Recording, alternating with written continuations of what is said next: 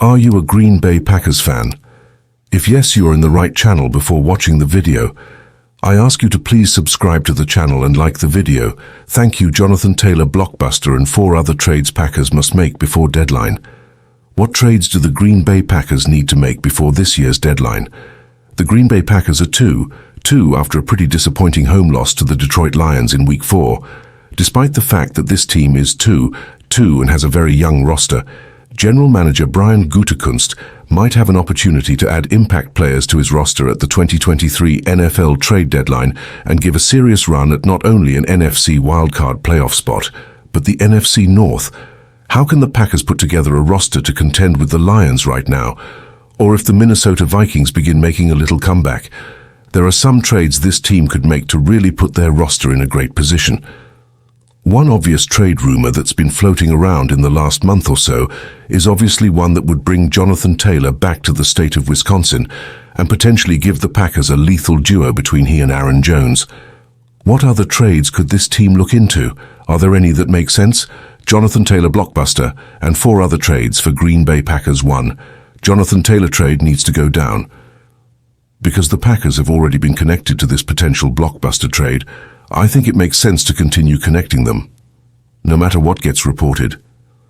Yes, trading for Jonathan Taylor is likely to cost more draft capital than you'd ideally give up for a running back, but the Packers could potentially drive the price down at least a little bit if they include someone like A.J. Dillon in this trade with the Colts.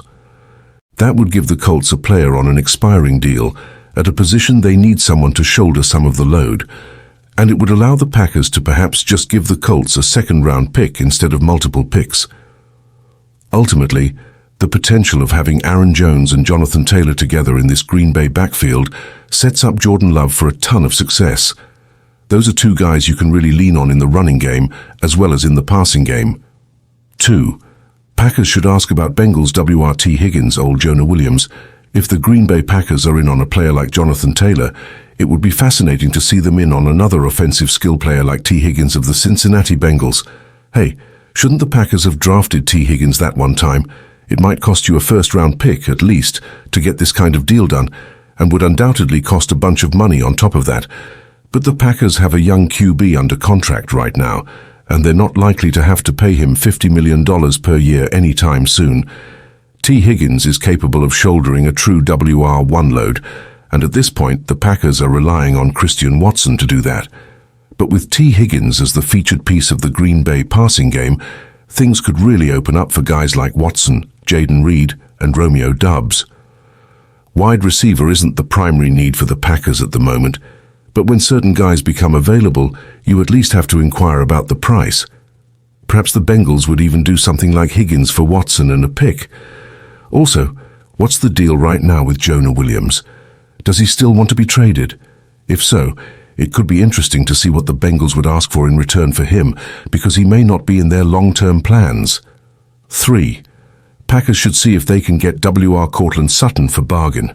Even if it's a minor move, I like the idea of the Packers maybe adding a veteran receiver to this young room they currently have. Courtland Sutton could come at a discounted price, certainly by comparison to T. Higgins, and could serve a crucial role for this offense. Number 1, the Packers really don't have a ton of veterans on that side of the ball. A player like Courtland Sutton, who could potentially be had for just a 3rd-round pick, could provide some much-needed veteran presence to the Green Bay offense. Again, the Packers aren't exactly struggling right now for receiver help, but a player like Sutton raises the floor of the room, gives you a good run blocker at the position, a red zone weapon, a veteran, a leader, and someone who could be great for young receivers to be around. 4. Could Derrick Henry boost Packers' playoff hopes?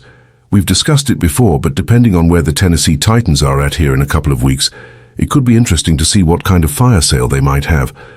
It's hard to picture Derrick Henry playing for any other team at this point, but he's obviously got some history with Packers head coach Matt LaFleur, having played for him when LaFleur was the offensive coordinator for the Titans.